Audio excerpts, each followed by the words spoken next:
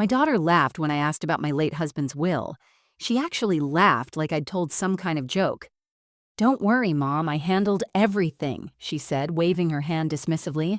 But 3 weeks later, when we sat in that lawyer's office and he pulled out a sealed envelope with my name written across it in Richard's handwriting, her face went white as snow, and I realized something terrifying. My own daughter had been lying to me. Before we start, let us know in the comments where you're watching from. Don't forget to like, share, and subscribe for more powerful stories. My name is Thalassa, and I'm 72 years old.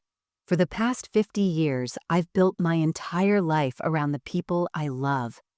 I was the kind of woman who woke up before dawn to pack fresh lunches, who kissed her husband goodbye in the dark while he headed off to work sites, who stayed up late helping with homework and sewing dance recital costumes by hand.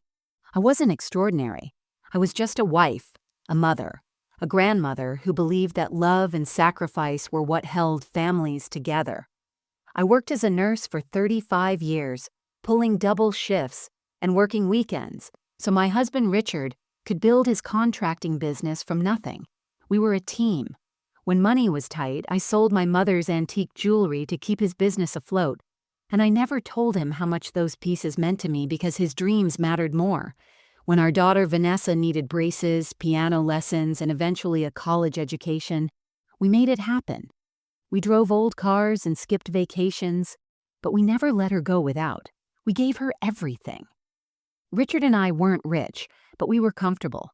We had a modest house that Richard built with his own hands, adding rooms as we could afford them. We had savings tucked away for retirement, enough to live simply and peacefully in our old age. We had Sunday dinners with Vanessa, her husband Derek, and our 2 grandchildren. We had 50 years of memories, inside jokes, and the kind of love that grows deeper with time. I thought I had built something unshakable. Then Richard got sick. Pancreatic cancer. He fought hard for 18 months, and I was by his side for every appointment, every treatment, every terrifying night. Vanessa came around less during that time. She said the hospital depressed her, that seeing her father so weak was too painful. I understood, or at least I tried to. Everyone processes grief differently, right? I held Richard's hand when he died, whispered that I loved him, and watched the man I'd spent my entire adult life with take his last breath. The grief nearly killed me. I wandered through our house like a ghost, touching his tools in the garage, sitting in his office chair, sleeping on his side of the bed because mine felt too empty. I barely ate. I barely slept. I was drowning in loss, and I needed my daughter more than I'd ever needed anyone. And she was there. Or so I thought. She called regularly, visited often, brought groceries, and helped with paperwork. She kept saying things like, "Let me handle this, Mom, and you shouldn't worry about these things right now." I was so grateful. I thought she was taking care of me because she loved me. I had no idea she was actually circling me like a vulture, waiting to pick my bones clean. I had no idea that the daughter I raised, the child I sacrificed everything for, had decided that her inheritance was more important than her mother's life. Before everything fell apart, my life with Richard was beautifully ordinary.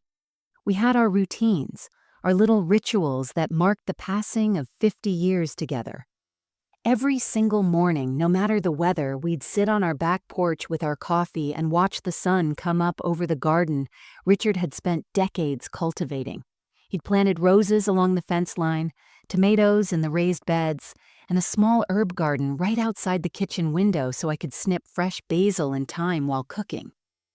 Those morning moments were sacred to us. We didn't always talk. Sometimes we just sat there in comfortable silence, his hand resting on mine, both of us grateful for another day together. Richard ran his contracting business until he was 68, finally retiring when his knees started giving him trouble. He'd built that company from absolutely nothing, working out of our garage in the early years, taking any job he could get. By the time he retired, he had a solid reputation, a small crew of loyal workers, and enough saved up that we could live comfortably without worry. We weren't wealthy people. We didn't take fancy vacations or drive expensive cars. But our house was paid off completely. We had healthy retirement accounts, and we had enough to help the grandkids with birthday gifts and school clothes. Our home wasn't large, but it was ours in every sense of the word. Richard had literally built it with his own hands, starting with a small 2-bedroom structure and adding on over the years as we could afford it. He added the sunroom when Vanessa turned 10 because I'd always wanted a place to read surrounded by windows. He expanded the kitchen when we started hosting family dinners every Sunday. He built a workshop in the garage where he could tinker with furniture projects and fix things for neighbors. Every corner of that house held memories. The door frame in the hallway still had pencil marks showing Vanessa's height at different ages. The bathroom tiles Richard had laid himself, working evenings after long days at job sites. The bedroom where we'd held each other through good times and bad. Vanessa lived only 30 minutes away with Derek and their 2 teenagers, Emma and Joshua. She'd married Derek right after college, and while I'd never been particularly close with him, he seemed decent enough. He worked in real estate investment, though his career seemed to go through ups and downs. Vanessa stayed home with the kids when they were young, then went back to work part-time as an interior decorator. They lived in a neighborhood nicer than ours, in a house with a mortgage that always seemed to stress them out. Every Sunday, without fail, they'd come over for dinner. I'd spend Saturday preparing Richard's favorite pot roast with carrots and potatoes, baking fresh rolls, making apple pie from scratch. We'd all gather around our old dining table, the one Richard had refinished 3 times over the years. We'd say grace, pass dishes around, and share stories about our week. Emma would tell us about her drama club rehearsals. Joshua would show Richard something he'd learned in shop class. Vanessa would update us on her latest decorating projects. Derek would talk about properties and investments, though I'll admit I rarely understood what he was talking about. Those dinners felt like the reward for all the years of hard work and sacrifice. This was what Richard and I had built together. This was our legacy. A family that gathered, that stayed connected, that loved each other. Or so I believed. 3 weeks after we buried Richard, I started looking for our important documents. I needed to find our insurance papers, the deed to the house, our birth certificates, and all the financial records Richard had always kept meticulously organized. He'd been the one who handled all our paperwork, filing everything carefully in the old oak filing cabinet in his office. I'd never needed to worry about it because Richard was always there, always on top of everything. But now I needed to take care of things myself, and I couldn't find any of it. I spent an entire afternoon searching through that filing cabinet, pulling out drawer after drawer, finding old tax returns and warranty information for appliances we didn't even own anymore, but none of the current, important documents. I checked Richard's desk, the safe in our bedroom closet, even the boxes in the garage where he sometimes stored old business records. Nothing. The deed to our house, our marriage certificate, Richard's life insurance policy, our bank account information, all of it was simply gone. My heart started beating faster. Had I moved them somewhere and forgotten? Was I losing my memory? Grief does strange things to your mind, makes you forgetful and confused. I sat down in Richard's office chair, trying to remember the last time I'd seen those files. And then it hit me. About 2 weeks after the funeral, Vanessa had spent an afternoon in Richard's office. She'd said she was helping organize his paperwork, sorting through things so I wouldn't have to face it alone. I'd been grateful. I'd been lying down with a headache, and I'd told her to take whatever time she needed. I picked up the phone and called her. She answered on the 3rd ring, her voice cheerful and bright. "Hi, Mom. How are you feeling today?" "Vanessa, honey, I'm looking for some documents. The deed to the house, our insurance papers, things like that. I can't seem to find them anywhere." There was barely a pause before she responded, but something in that tiny hesitation made my stomach tighten. "Oh, I took those, Mom. Remember? I told you I was organizing Dad's office. You shouldn't have to deal with all that complicated paperwork right now. You've got enough to worry about."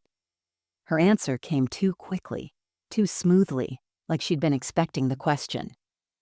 "You took them? All of them?" I asked, trying to keep my voice steady. "Yes, Mom. I'm helping handle the estate stuff.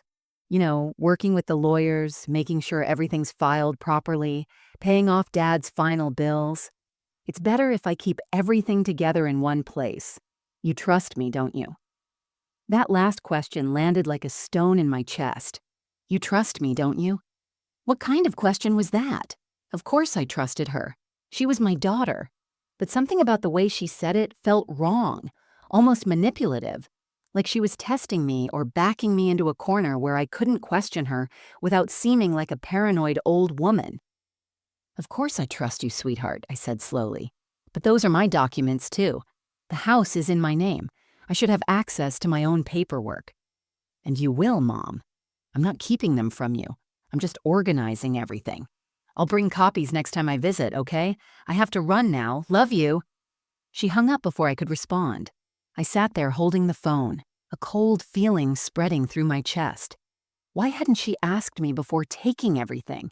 And why did I suddenly feel like I'd done something wrong by even asking about my own documents? I sat in Richard's office for a long time after that phone call, trying to shake off the uneasy feeling that had settled over me like a dark cloud. I was being ridiculous, paranoid. Grief was making me suspicious of everyone, even my own daughter. This was Vanessa, the little girl I'd rocked to sleep every night, the child I'd taught to read, the young woman I'd helped plan a wedding for. She wouldn't take advantage of me. She was helping me, not hurting me. I walked through the house, talking to myself like a crazy person, listing all the reasons why my suspicions were unfounded and unfair. Vanessa had always been a good daughter, hadn't she? Sure, she'd been a little distant in recent years, but that was normal. Adult children get busy with their own lives, their own families, their own problems. She had teenagers to raise, a husband to support, a career to manage. The fact that she was making time to help me at all showed how much she cared. And really, when I thought about it logically, she was right.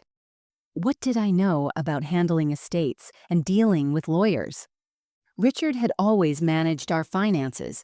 He paid the bills, balanced the checkbooks, made the investment decisions. I'd been a nurse, not an accountant. I could save lives in an emergency room. But ask me to understand probate law or tax documents, and I was completely lost. Maybe Vanessa was actually doing me a favor by taking charge of all that complicated legal stuff. Maybe she was protecting me from the stress and confusion of dealing with things I didn't understand. I convinced myself that her quick, smooth response on the phone wasn't suspicious at all. She was just being efficient. She'd probably been organizing estate documents all week and had the answer ready because she was on top of things. That was a good quality, wasn't it? Being organized and proactive? I should be grateful, not suspicious. Besides, I was in no condition to handle legal matters right now. Some days I could barely get out of bed. I forgot to eat meals. I'd find myself standing in rooms with no memory of why I'd walked in there. Just yesterday, I'd put the milk in the pantry and the cereal in the refrigerator and didn't realize it until hours later. My mind was foggy with grief, my emotions were all over the place, and I was exhausted all the time. Maybe Vanessa was right to take over. Maybe I really couldn't handle this myself. I made myself a cup of tea and sat at the kitchen table, looking out at Richard's garden. The roses needed pruning. The tomato plants were overgrown. Everything was falling apart without him, including me. I needed to stop questioning the one person who was actually trying to help me. I needed to trust my daughter. What kind of mother suspects her own child of wrongdoing when that child is just trying to be supportive? I decided right then that I wouldn't bring it up again. I'd let Vanessa handle everything. I'd be the grateful, trusting mother she expected me to be. I'd focus on healing, on getting through each day, on learning to live without Richard. The paperwork and legal stuff could wait. It didn't matter anyway, did it? The house was mine, the accounts were mine, and eventually everything would be sorted out properly. I had no idea how wrong I was. I had no idea that while I was sitting there convincing myself to trust her, Vanessa was already moving forward with plans that would destroy everything Richard and I had built together. 2 months passed in a blur of grief and loneliness. I went through the motions of living, waking up, drinking coffee alone, wandering through the empty house, going to bed in sheets that still sometimes smelled like Richard's aftershave. Vanessa called regularly, always cheerful, always asking how I was doing, always reassuring me that she was handling everything with the estate. I tried to believe everything was fine. I tried to silence the small voice in the back of my mind that kept whispering that something wasn't right. Then I got the phone call that changed everything. It was a Tuesday morning, and I was watering Richard's roses when my cell phone rang. The caller ID showed it was our bank, First National, where Richard and I had kept our accounts for over 30 years. I answered, expecting maybe some routine question about updating account information after Richard's death. "Mrs. Wilson, this is Jennifer Carter from First National. I'm calling regarding the transfer request on your joint checking account. We just need to verify a few details before we process it." I felt my stomach drop. Transfer request? I'm sorry, but I don't know what you're talking about. I haven't requested any transfer. There was a pause on the other end of the line. Oh, I see. Well, according to our records, someone with power of attorney over your accounts initiated a transfer of funds 3 days ago. We're required to notify you before processing transfers over $10,000. My hand started shaking so badly, I nearly dropped the phone. Power of attorney? I never gave anyone power of attorney. There must be some mistake. Jennifer's voice became more cautious, more formal. "Mrs. Wilson, let me pull up the documentation. One moment, please." I heard keyboard clicking, and then she came back on the line. "Ma'am, according to our records, your daughter, Vanessa Wilson Crawford, presented documentation 5 weeks ago, showing she has financial power of attorney over your accounts. The documents were notarized and appeared to be in order, so we updated our records accordingly." The world seemed to tilt sideways. I grabbed the porch railing to steady myself.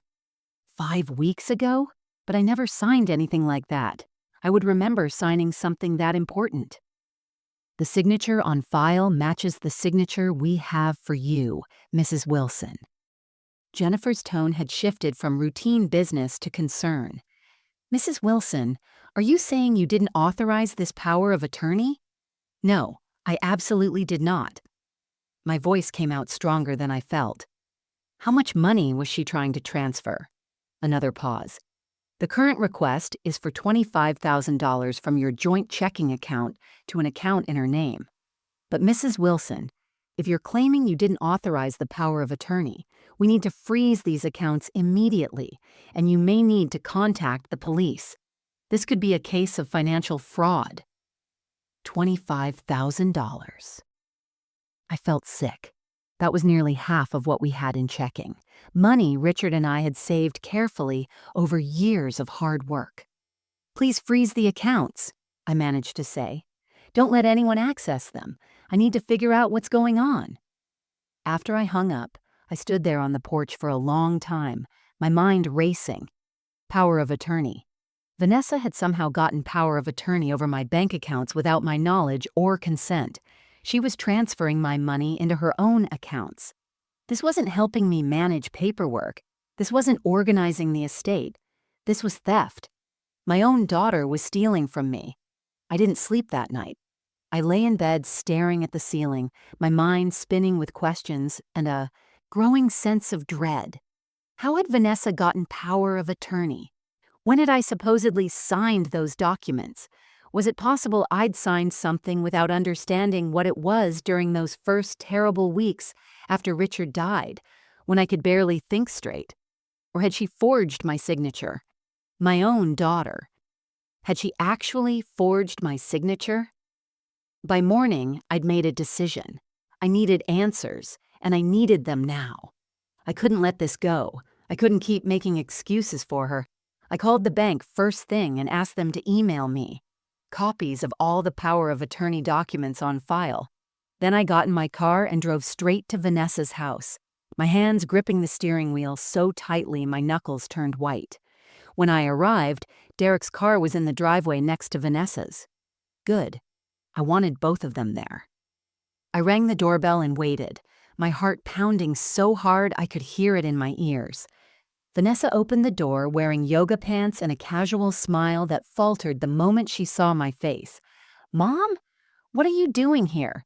Is everything okay?" "No, Vanessa. Everything is not okay. We need to talk. Now." I walked past her into the house without waiting for an invitation. Derek was sitting at the kitchen table with his laptop and a cup of coffee. He looked up, startled by my abrupt entrance. "Mrs. Wilson, we weren't expecting—" "I got a call from the bank yesterday," I interrupted, my voice trembling but firm. "They told me you've been trying to transfer $25,000 out of my checking account. They told me you have power of attorney over my finances." I turned to face Vanessa directly. "Is that true?"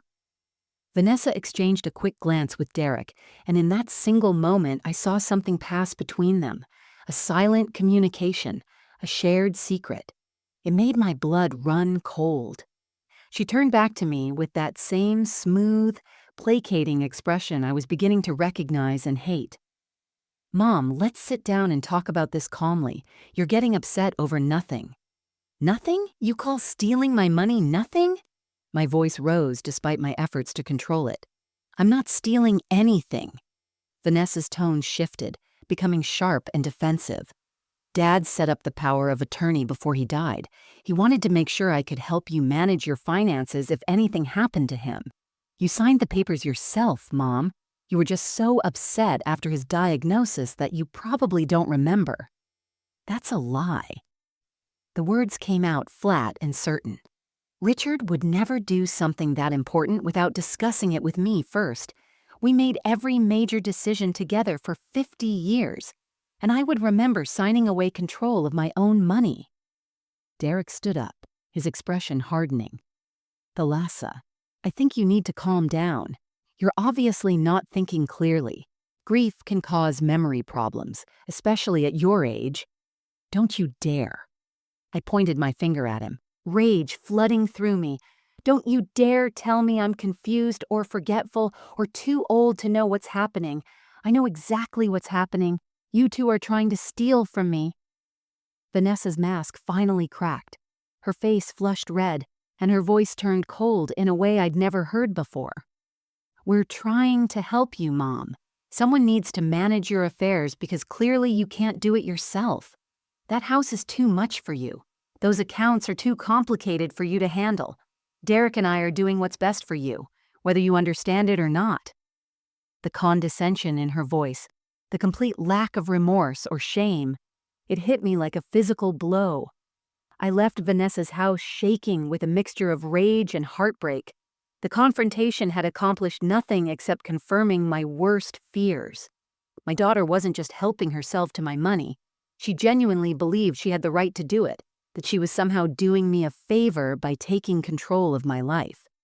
The coldness in her voice, the dismissive way she'd treated my concerns, the arrogance of assuming I was too old and grief-stricken to manage my own affairs. It was like talking to a complete stranger. I drove straight home and did something I'd never imagined I'd need to do. I looked up elder law attorneys in my area and started making calls. Most were booked weeks out or didn't inspire confidence. But then I reached the office of Patricia Rodriguez, and something in her voice when I briefly explained my situation made me feel like she actually understood the urgency. "Mrs. Wilson, I can see you tomorrow morning at 9. In the meantime, don't sign anything. Don't agree to anything.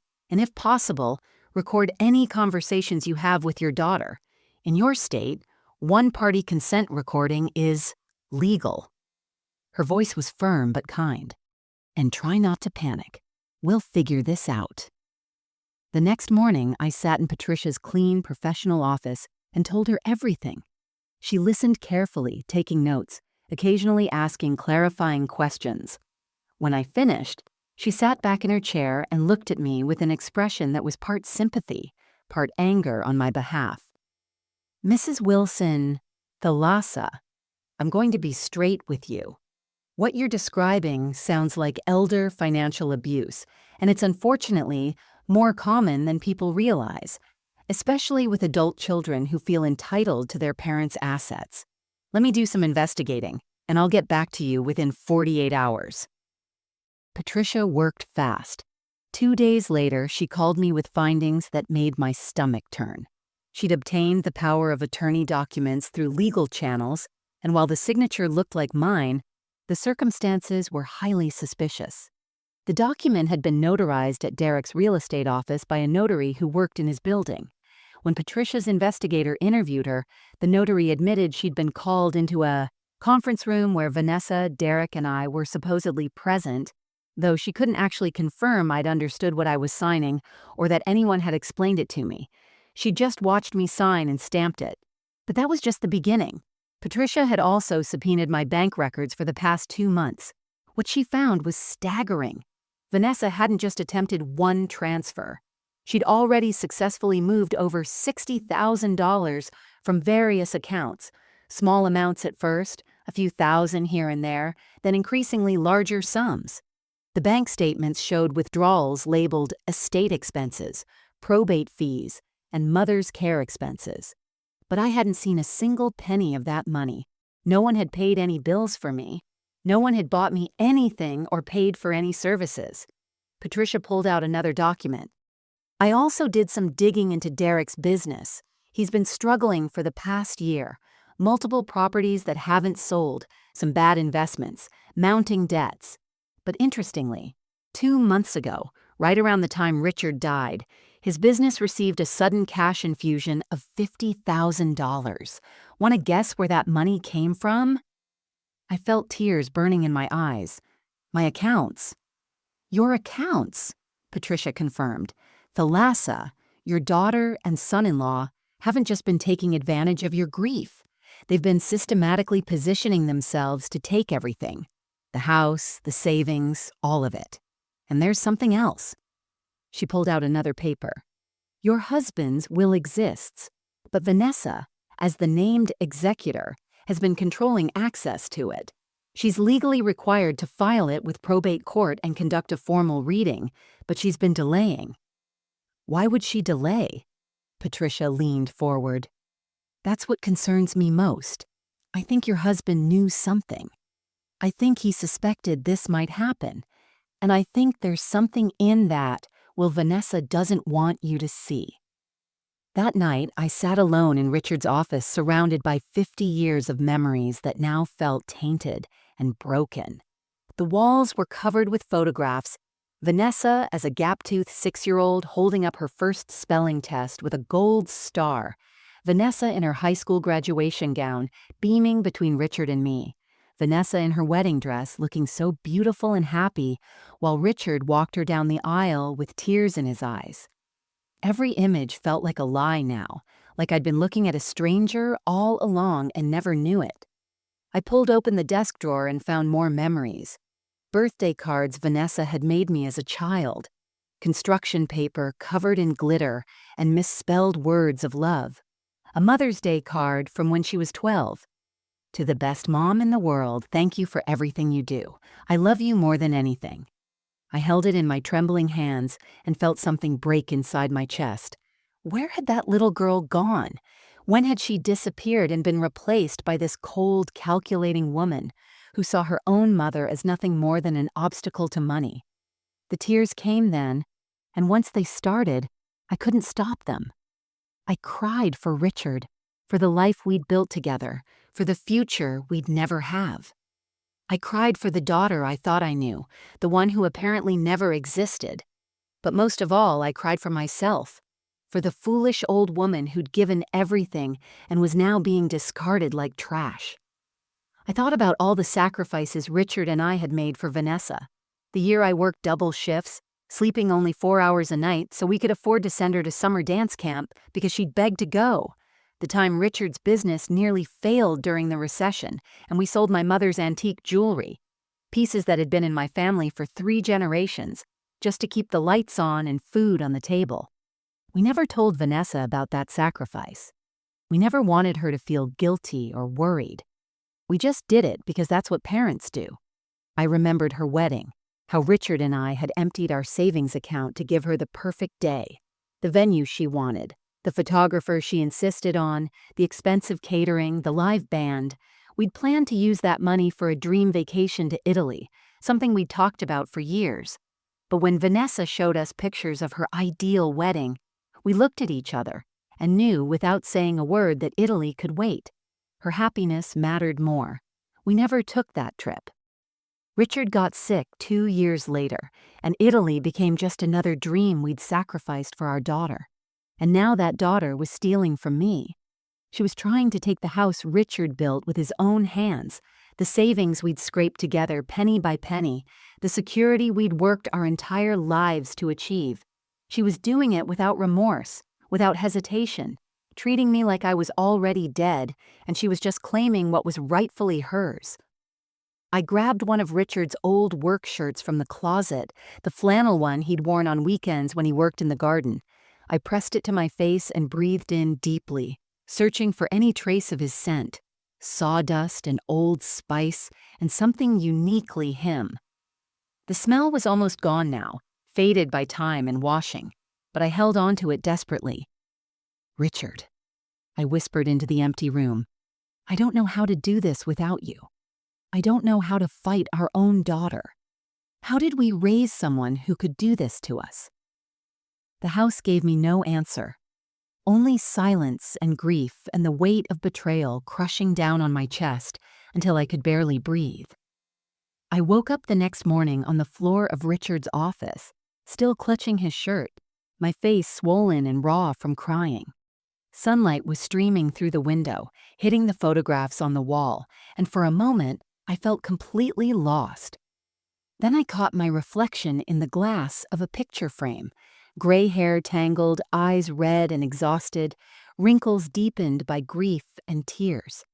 I looked exactly like what Vanessa wanted me to be, a helpless old woman, too weak and confused to stand up for herself. And something inside me snapped.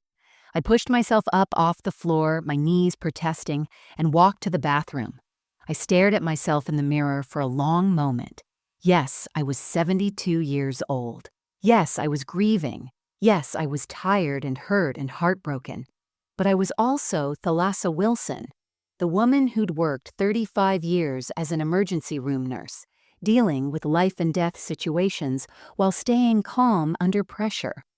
I was the woman who'd raised a child, supported a husband through building a business from nothing, survived financial hardships and family struggles and everything life had thrown at me. I was not helpless. I was not confused, and I was absolutely not going to let my daughter destroy everything Richard and I had built together. I washed my face, pulled my hair back, and made myself a proper breakfast for the first time in weeks. Eggs, toast, coffee. I needed strength.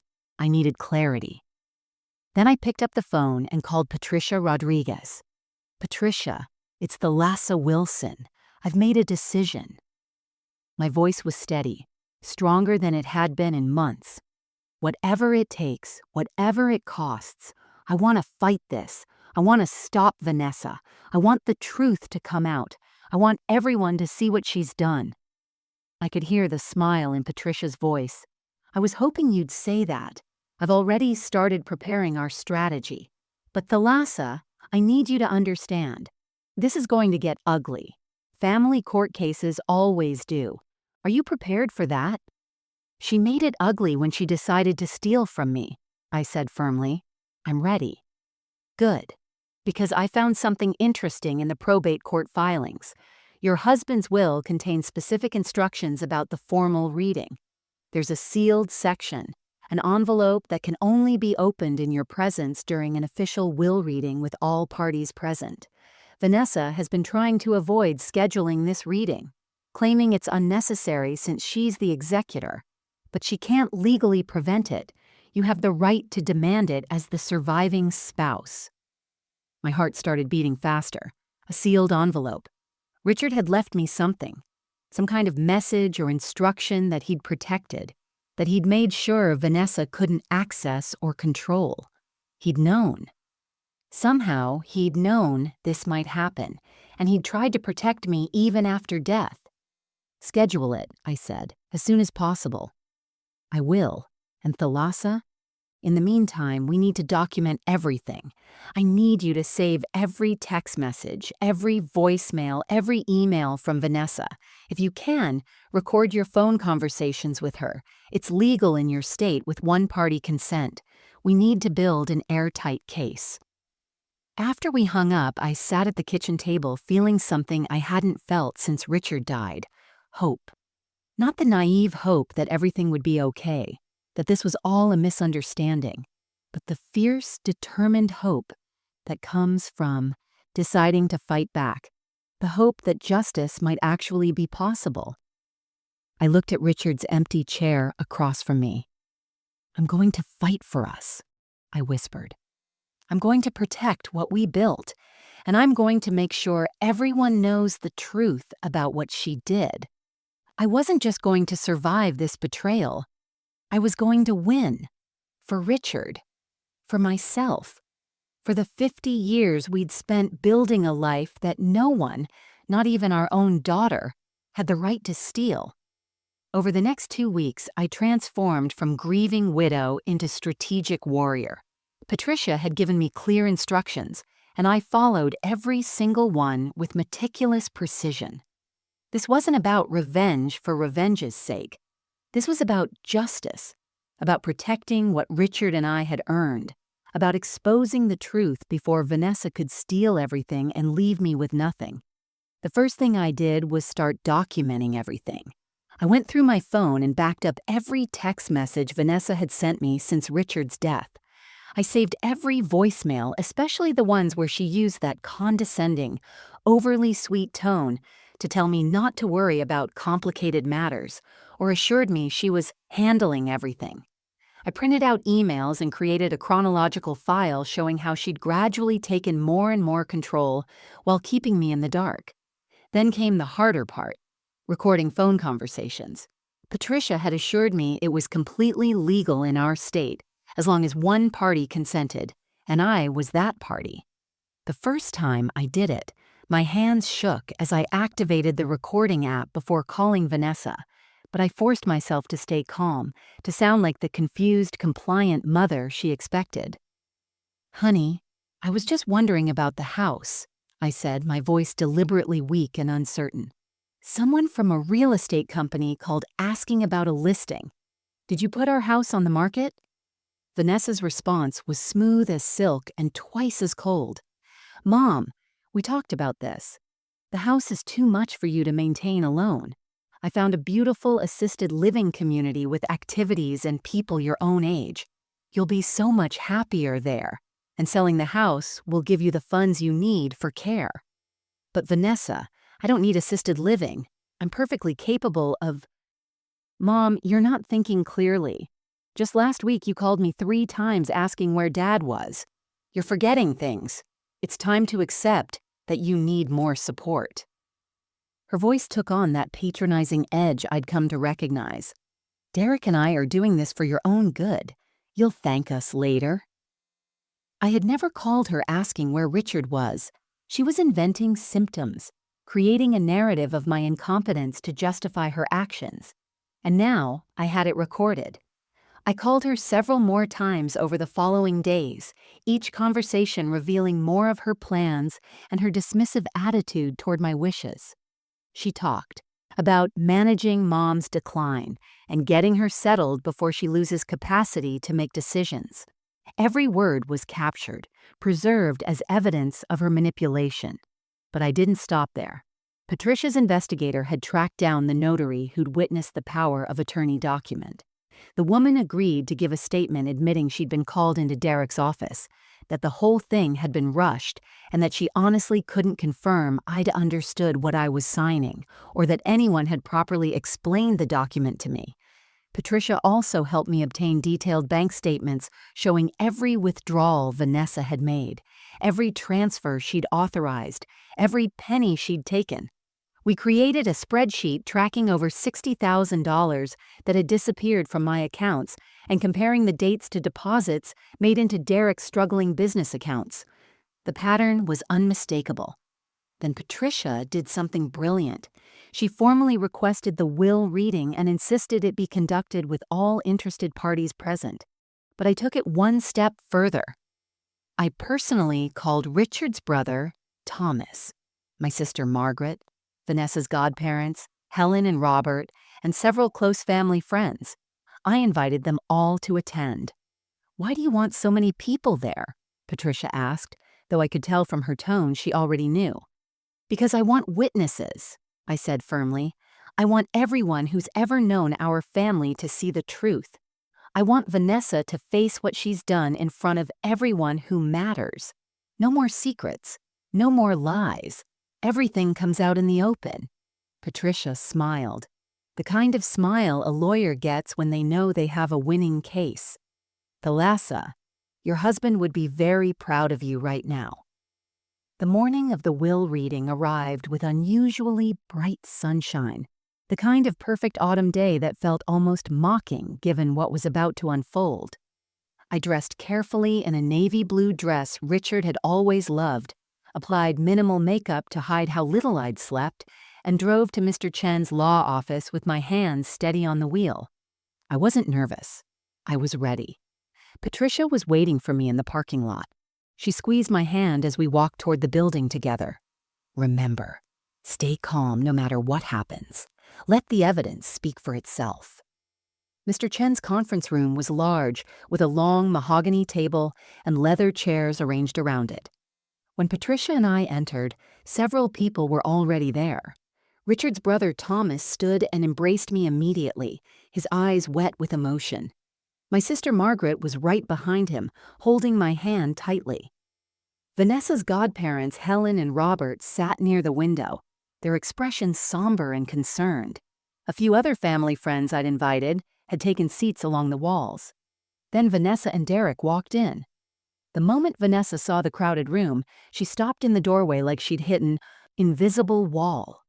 Her confident expression faltered, replaced by confusion and then quickly mounting irritation. Derek's hand went to her lower back, steadying her, or perhaps pushing her forward. "Mom, what is all this?" Vanessa's voice was sharp, her eyes darting around the room at all the familiar faces. "Why are all these people here? This is supposed to be a private family matter." I met her gaze directly, my voice calm and clear. "They are family, Vanessa. Richard's brother, my sister, your godparents, they're all family. They loved Richard, and they have every right to be here for the reading of his will." "This is ridiculous." Vanessa turned to Mr. Chen, who just entered carrying several file folders. "Mr. Chen, surely this isn't appropriate. Estate matters should be confidential." "Actually, Mrs. Crawford, your mother as the surviving spouse has the legal right to invite anyone she wishes to a will reading," Mr. Chen said professionally, taking his seat at the head of the table. "And given that this will contains provisions that affect multiple parties and include specific instructions for a public reading, this is entirely proper." Vanessa's face flushed red, but she took a seat across from me, Derek settling beside her. I watched them carefully. Derek kept glancing at Vanessa with an expression I couldn't quite read. Concern, maybe, or warning. Vanessa's jaw was clenched tight, her hands clasped together on the table in front of her, knuckles white. Mr. Chen opened his files and put on his reading glasses. "We're here for the formal reading of the last will and testament of Richard Thomas Wilson. Let me begin with the standard provisions." He started reading in that measured legal tone that lawyers use. Bequests to charity, Richard's tools going to his brother Thomas, some of his fishing equipment to old friends, sentimental items distributed to various people. Vanessa sat forward slightly, anticipation clear on her face despite her attempts to appear composed. Then Mr. Chen paused. He pulled out a sealed manila envelope from his folder, and the room seemed to hold its collective breath. "Before I continue with the main estate provisions, there's a sealed section of the will with very specific instructions. This envelope was given to me by Mr. Wilson 6 months before his death, with explicit directions that it only be opened during a formal will reading and only in the presence of his wife, Thalassa." He held up the envelope. and I could see Richard's handwriting across the front in his familiar, slightly slanted script. To my beloved Thalassa, the truth I need you to know. I looked across the table at Vanessa. Every drop of color had drained from her face. Her eyes were fixed on that envelope like it was a bomb about to explode. And I knew. She had no idea what Richard had left for me, but she was terrified of it. Mr. Chen slid the envelope across the table to me. Mrs. Wilson, your husband, requested that you open and read this aloud. My hands trembled as I picked up the envelope, feeling its weight. It was thicker than I'd expected, stuffed with papers. I could feel every eye in the room watching me, but all I could focus on was Richard's handwriting. Even now, months after his death, seeing those familiar loops and curves made my heart ache. I carefully opened the seal and pulled out the contents, several folded documents and a handwritten letter on his personal stationery. I took a deep breath and began reading aloud, my voice shaky at first but growing stronger with each word. My dearest Thalassa, if you're reading this, I'm gone, and I'm so sorry I can't be there to protect you myself. But I need you to know the truth about Vanessa, and I need everyone in that room to hear it too. Vanessa made a small sound, almost like a gasp, but I didn't look up. I kept reading. 6 months ago, Vanessa came to see me at the house while you were at your book club. She said she needed to talk to me privately about something important. What she actually wanted was for me to sign papers giving her power of attorney over all our finances and to change my will to make her the primary beneficiary, leaving you with only a small monthly allowance. She called it estate planning and said it was for tax purposes to protect our assets. My voice cracked slightly, but I forced myself to continue. The room was absolutely silent except for my words. When I refused and told her that everything we owned belonged to you and would go to you, she got angry. She said I was being stubborn and short-sighted. She said you were getting old and wouldn't be able to manage on your own. She actually suggested that I should be thinking about what's best for the family, by which she meant herself and Derek. Then she threatened me. I heard Margaret gasp. I finally looked up at Vanessa. She was shaking her head slowly, her lips pressed into a thin line, but she said nothing.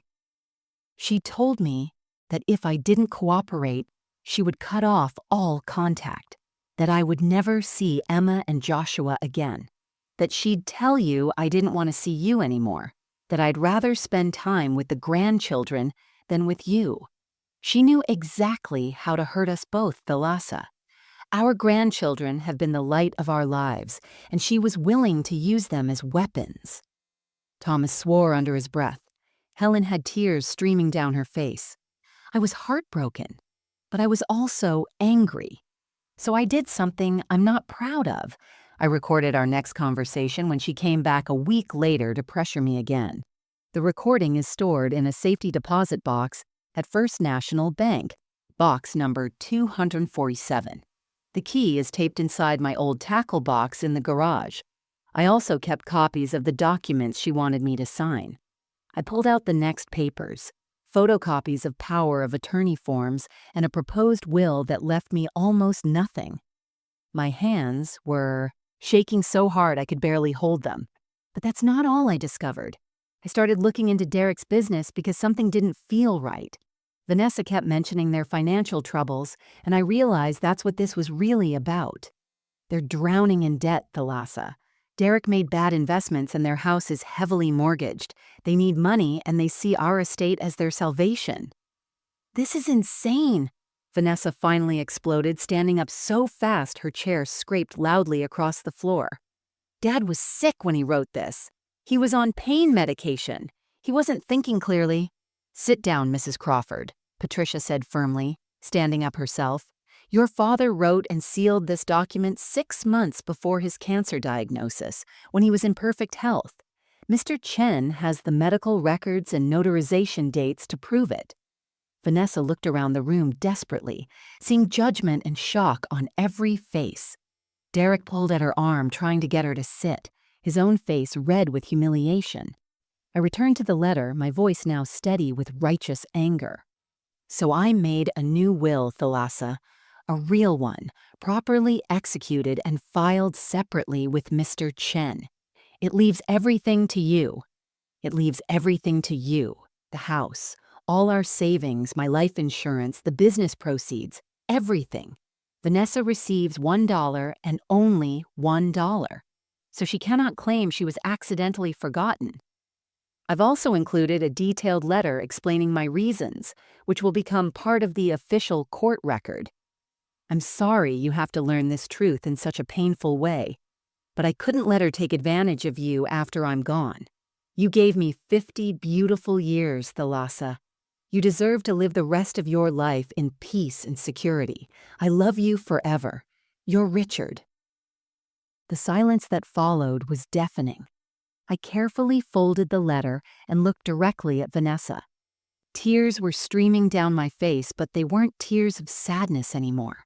They were tears of vindication, of grief for what we'd lost, and of rage at what she'd tried to do. Mr. Chen cleared his throat and picked up another document. Mrs. Wilson, your husband's will is quite clear and legally airtight, but there's more. Mrs. Crawford, I need to inform you that Patricia Rodriguez has filed formal complaints with both the police and Adult Protective Services regarding your unauthorized access to your mother's bank accounts. Patricia stood and pulled out her own folder.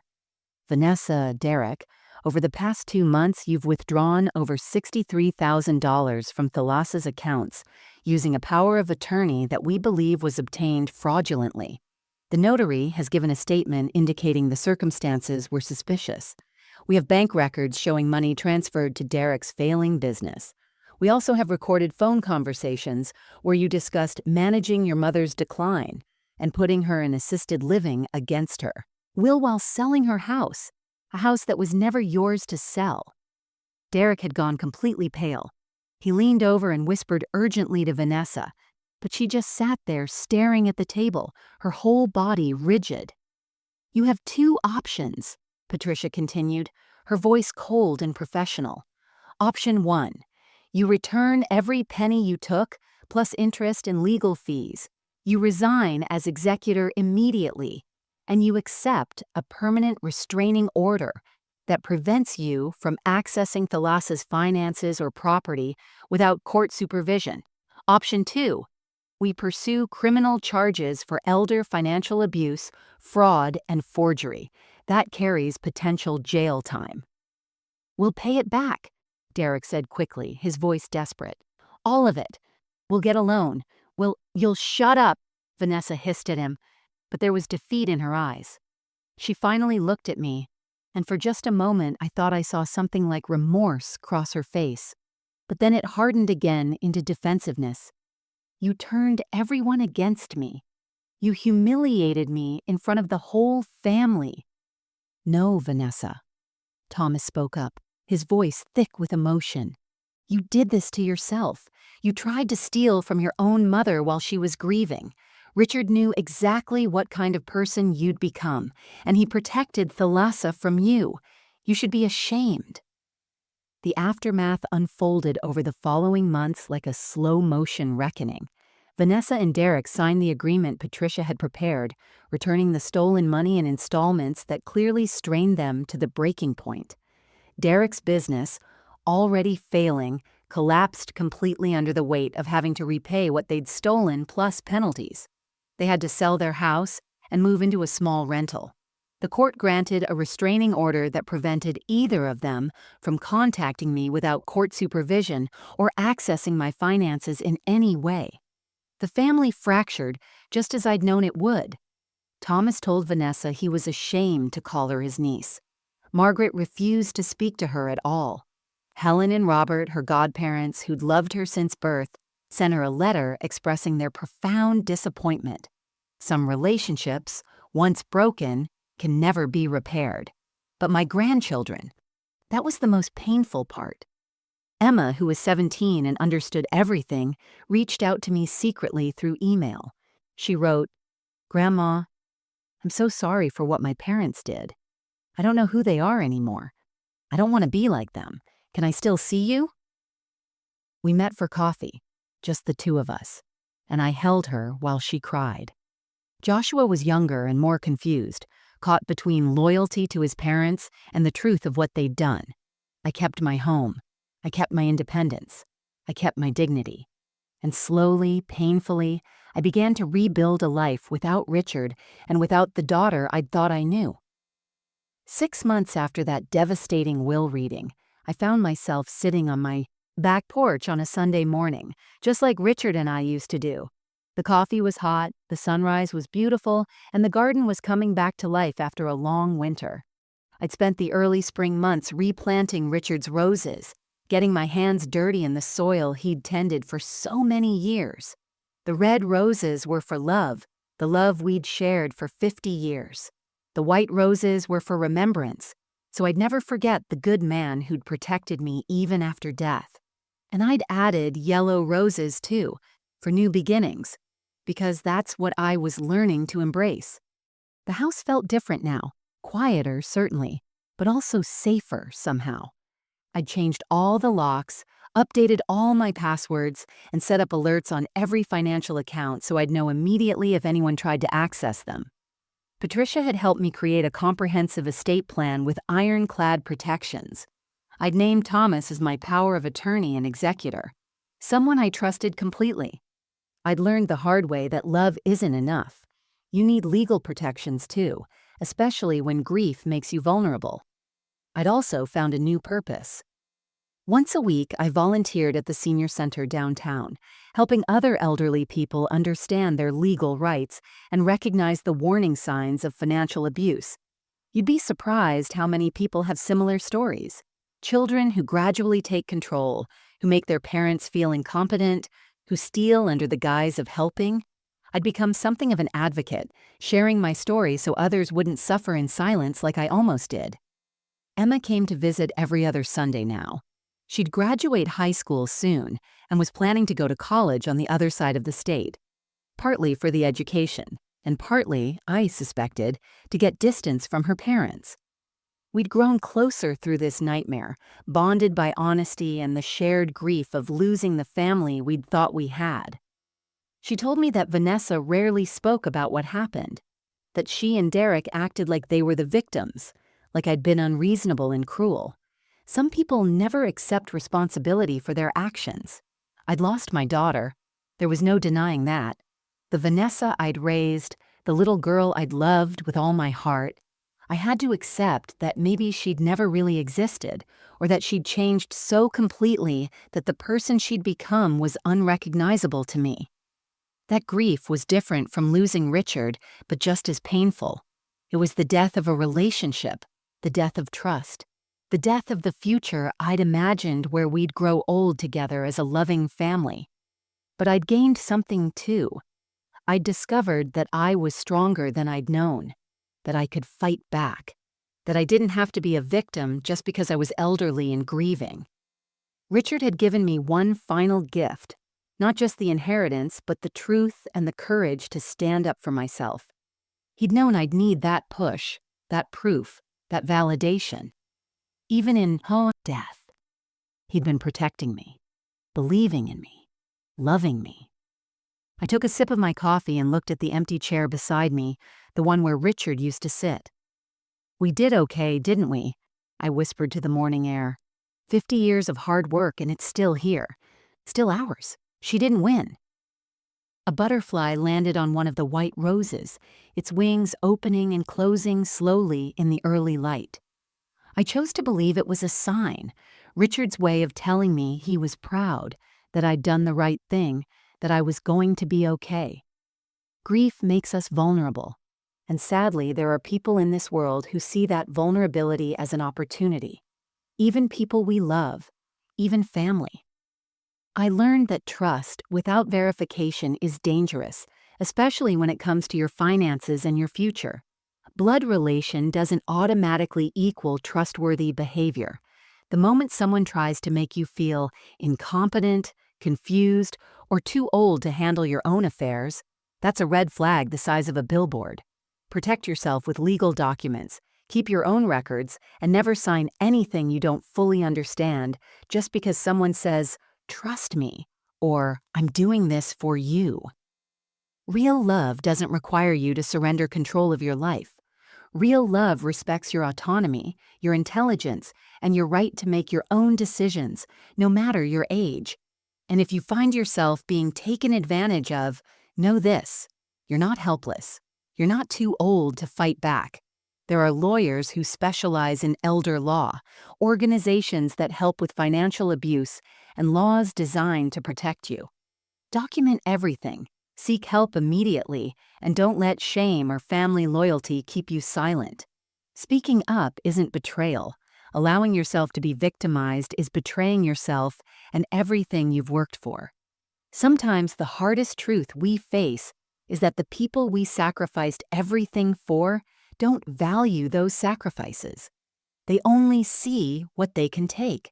But your life, your security, and your dignity are worth fighting for, no matter who's trying to take them away. So now I want to hear from you. What would you have done in my situation? Would you have trusted your daughter when she said she was handling everything? Or would your suspicions have kicked in sooner? Have you or someone you know experienced financial abuse from family members? Maybe you've seen the warning signs in your own life or in the life of someone you love. Share your thoughts and experiences in the comments below.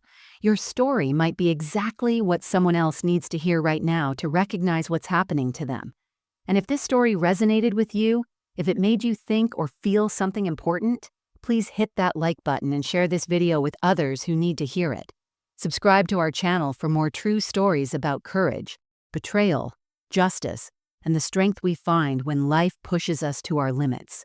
Remember, you're never too old to stand up for yourself. You're never too vulnerable to deserve respect.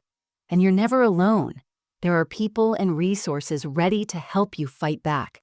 Protect yourself, trust your instincts, and never let anyone convince you that loving them means letting them destroy you. Thank you so much for watching and for being part of this community. Until next time, take care of yourself and the people you love. And remember, the truth always comes out eventually. Always.